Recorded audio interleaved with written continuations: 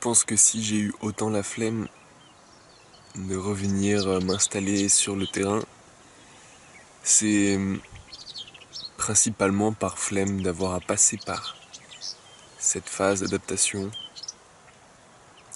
qui prend plusieurs jours, qui commence par une nuit très compliquée et qui finit par une acceptation presque totale des conditions de vie ici. Et bon, forcément, le plus dur, c'est les premiers jours, quand tu dois faire des ajustements. Parce que très clairement, le confort nécessaire n'est pas encore là. Et là, je pense principalement à un vrai matelas. Un vrai matelas, la couverture qui est à l'autre bout du terrain que j'ai eu la flemme d'aller chercher hier à minuit.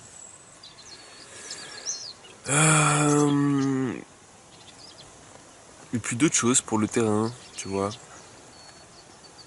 Mais voilà, cet inconfort, encore une fois, il faut le prendre comme je sais pas quel mot utiliser. Mais bon, quand tu sens de l'inconfort, à un moment, ça veut dire que dans le futur, tu seras plus ou moins adapté à cet inconfort.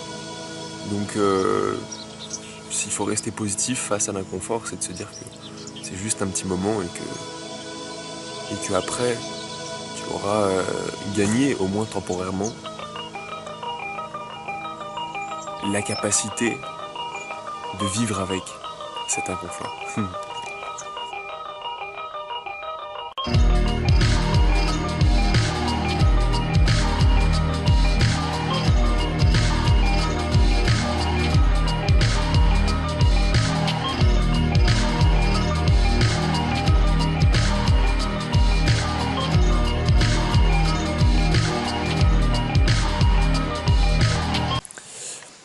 Il est 8h10,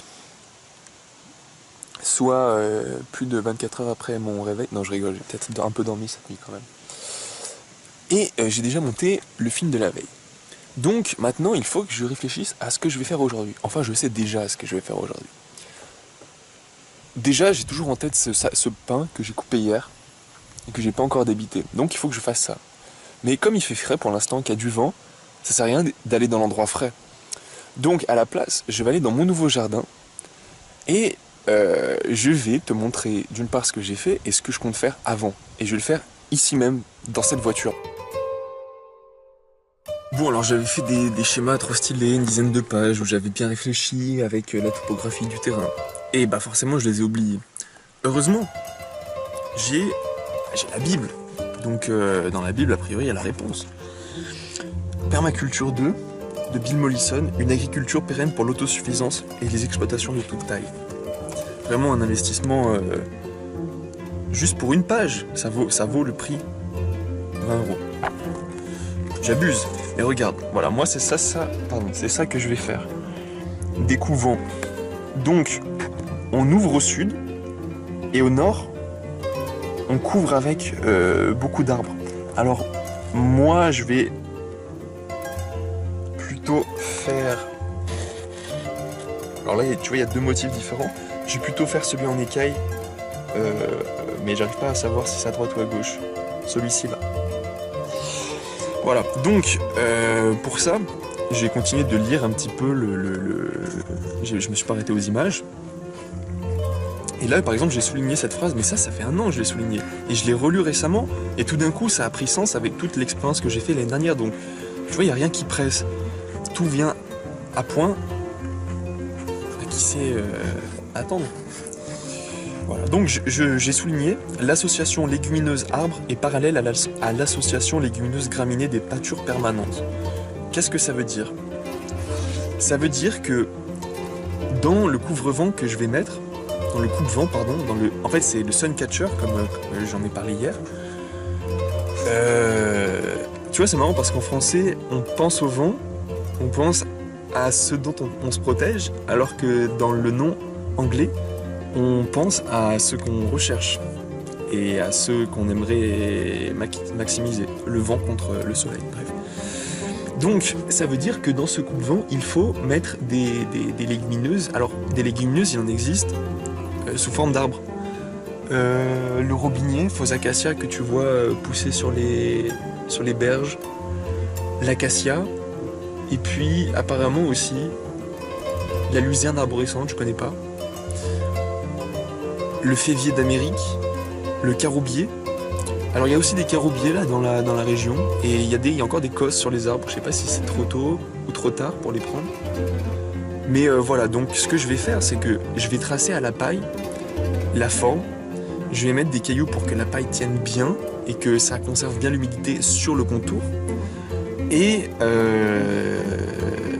là, quand l'automne, ou même maintenant, je vais commencer à mettre des légumineuses sous forme d'arbres, sous forme potagère, parce que j'ai aussi plein de graines de légumineuses potagères, qui résistent, je l'espère, à la sécheresse, qui résisteront suffisamment à la sécheresse, parce que même s'il fait pas hyper chaud ici, il fait jamais plus de 30 degrés, enfin...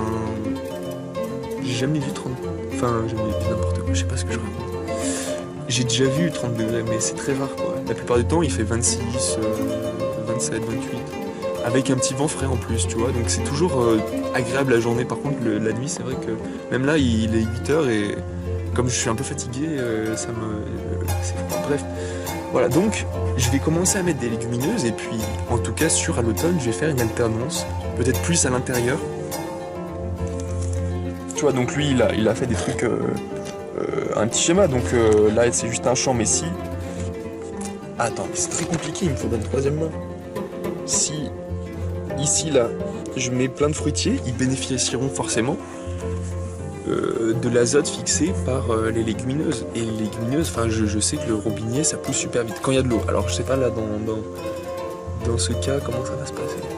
Mais voilà, c'est ça les expériences, ça marche pas, comme mon potager l'année dernière n'a pas été très productif, et ben je trouverai des nouvelles solutions. Voilà, je voulais... En permaculture, le verger est donc planifié pour servir de domaine à la volaille. En plus, il faut penser à ça, la volaille. La volaille, j'ai tellement hâte d'avoir des poules et des canards et des dindes, des trucs comme ça, tu vois.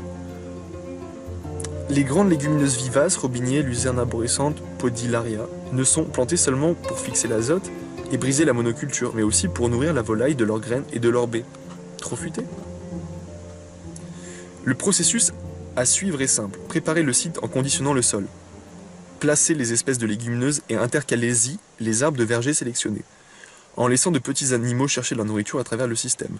Ils contrôlent les parasites et apportent du fumier. Parmi les animaux intéressants, citons les porcs, en automne, les oies en hiver, les canards et les poules toute l'année. La luzerne arborescente pour les abeilles, dont les repousses sont coupées en hiver pour nourrir les oies. Apporte de l'azote et fournit aux abeilles du nectar. Sont également utiles le noisetier en lisière, les petits fruits en sous-étage et les fleurs vivaces et les légumes pour planter en ligne. Voilà, donc c'est... En fait, c'est pas mon plan. Mon plan, c'est l'adaptation sur le terrain, parce que tout ça, c'est du motif. Tout ça, là, ça me produit pas de nourriture. Maintenant, il faut que je transforme ce motif en réalité. Et c'est ça qui est très dur. Mais en fait, ce jardin, c'est aussi... Et je vais finir là-dessus. Après, je vais sur le terrain. Le jardin et cette expérience de permaculture, c'est une belle métaphore de ma vie. Puisque j'ai principalement vécu dans le monde des idées. Et depuis quelques années, je me rends compte à quel point c'est limité. Donc, je tente des trucs. Tout ce que je savais théoriquement, j'essaie de l'appliquer petit à petit pour voir ce qui fonctionne pour moi et tout. Donc le jardin, c'est carrément ça, tu vois, puisque j'ai l'impression d'avoir découvert un truc de ouf, un truc qui va fonctionner à 100%, et puis il y a des trucs qui vont pas fonctionner, tu vois. Et ça va juste te forcer à aller chercher un peu plus d'informations, un peu plus d'idées. Donc en plus, ça se nourrit, quoi. Le processus de matérialisation nourrit la créativité, voilà.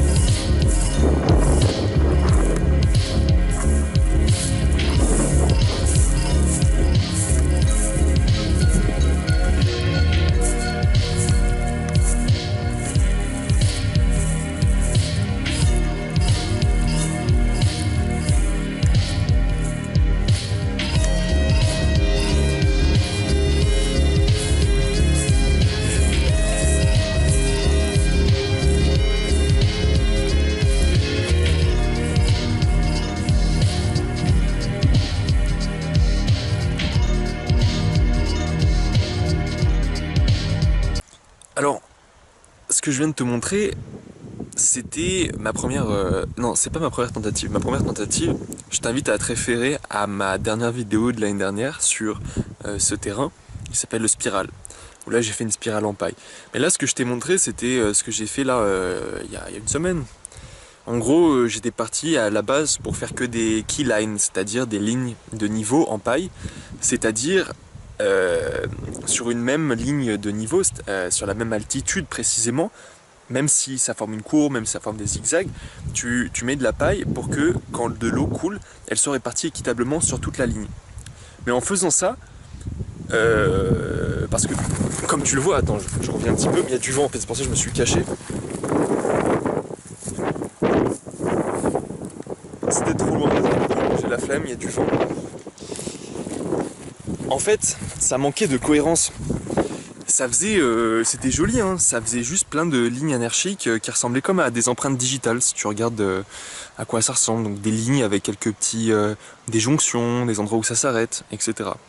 Voilà, je trouvais que ça manquait de, tu vois, il manquait un pattern directeur, vraiment un beau motif pour encadrer ça.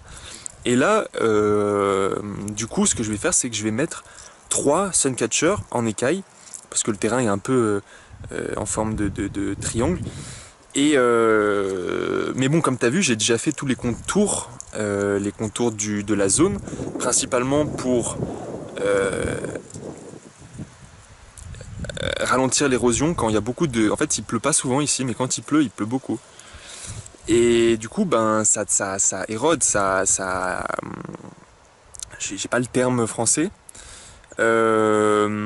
Mais du coup, ça abîme le terrain et je perds une petite surface chaque année, tu vois. Donc, en stabilisant les contours, en les paillant, en mettant une pierre pour alourdir et conserver l'humidité, j'ai bon espoir qu'il y ait de plus en plus d'herbes qui poussent, des arbres, etc. En plus, je vais mettre les arbres de mon coupe-vent. Donc, j'espère que ça va aussi stabiliser les bords de mon terrain.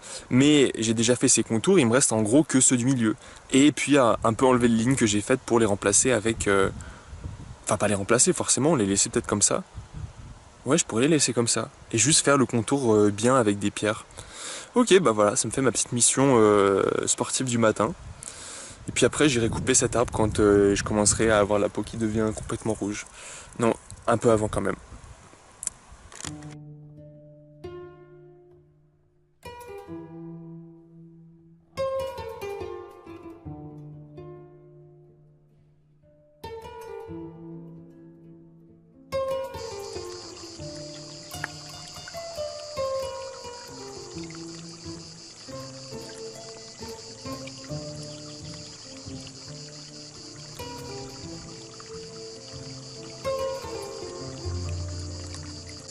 J'aime bien aussi cette petite rivière.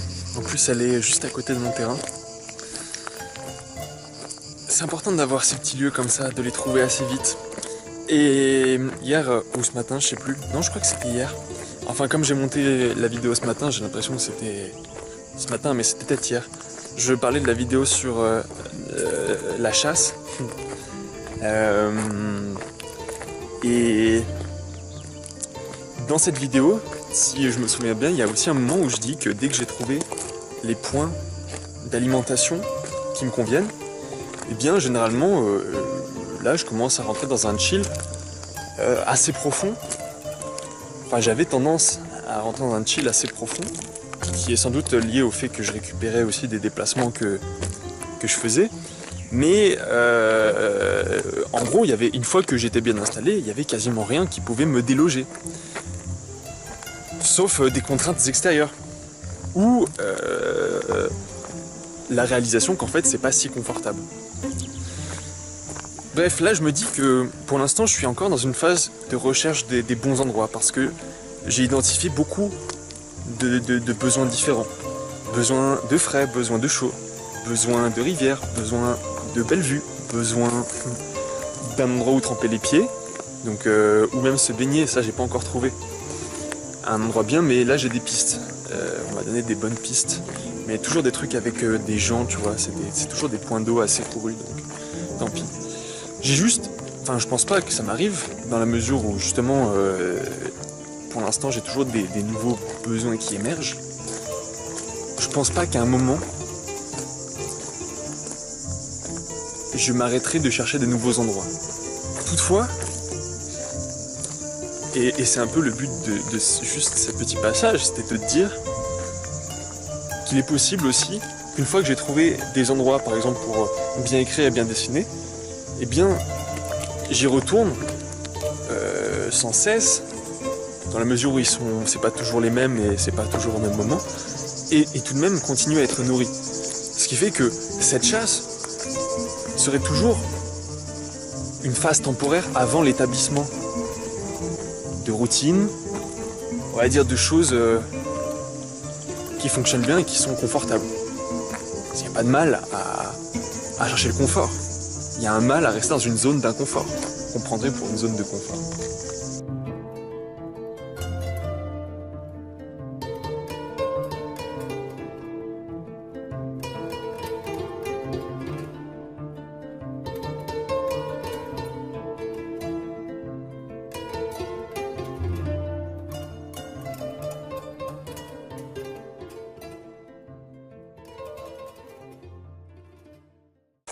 Quand j'ai fini les tâches que je m'étais fixées, débiter l'arbre, tracer à la paille le sun catcher, même si j'ai mis que la moitié des pierres parce qu'il commençait à faire trop chaud, enfin trop de soleil et mes bras brûlés.